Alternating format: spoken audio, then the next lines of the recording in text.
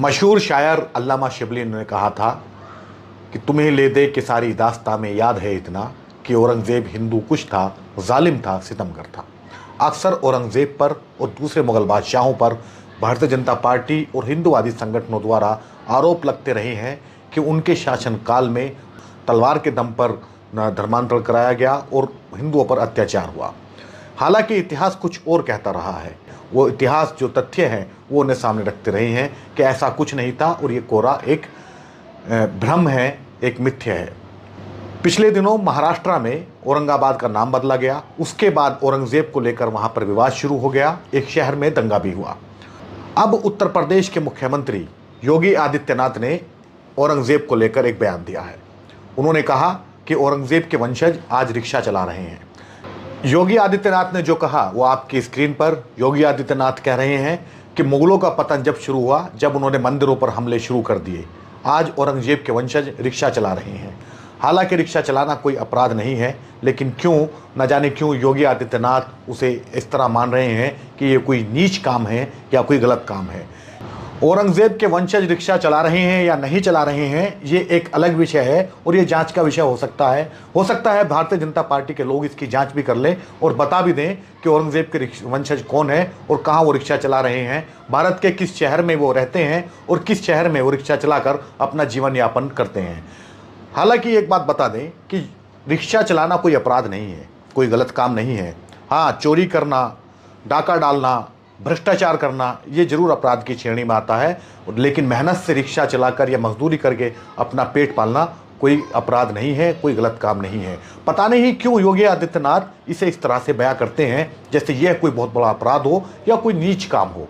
पहले वो कहते थे कि टीपू सुल्तान के वंशज चाय बेच रहे हैं, अब कह रहे हैं कि औरंगज़ेब के वंशज रिक्शा चला रहे हैं। उनकी जानकारी के लिए बता देना जरूरी है कि मुग़ल काल में जिन मुग़लों को वो गालियाँ देते हैं, जिन पर वो अपनी भड़ास निकालते हैं, मुग़ल काल में भारत में जो इमारतें बनी हैं उन इमारतों से आने वाली कमाई तकरीबन 200 करोड़ रुपए सालाना है। 200 करोड़ रुपए की कमाई आती है मुग़ल काल में बनी उन इमारतों से, जिन्हें देखने के लिए पर्यटक आते हैं, सैलानी आते हैं और टिकट लेते हैं।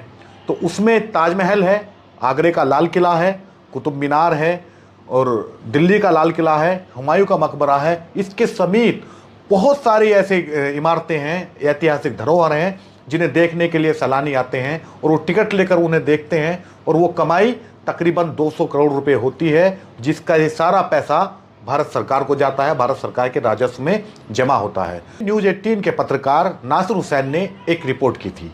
उस रिपोर्ट में उन्होंने बताया था कि इस साल किन किन इमारतों से भारत सरकार को कितनी कमाई हुई है। फतेहपुर सीकरी की जो मुग़ल कालीन इमारतें हैं उससे जो कमाई हुई है वो तकरीबन 10 करोड़ रुपए है और इसके अलावा जो ताजमहल है उससे कमाई हुई है 97 करोड़ रुपए। ये रिपोर्ट क्या थी, ये आपकी स्क्रीन पर है। इस रिपोर्ट में बताया गया है कि आगरा से जो आगरा का ताजमहल है उससे सिर्फ 97 करोड़ रुपए 2019 में भारत सरकार ने कमाए थे। इसके अलावा फतेहपुर सीकरी से 10 करोड़ रुपए कमाए थे। इसके अलावा जो आगरा का किला है उससे 29 करोड़ रुपए एक साल की कमाई हुई थी। ये 2019 की रिपोर्ट थी। उसके बाद में अब 2023 चल रहा है।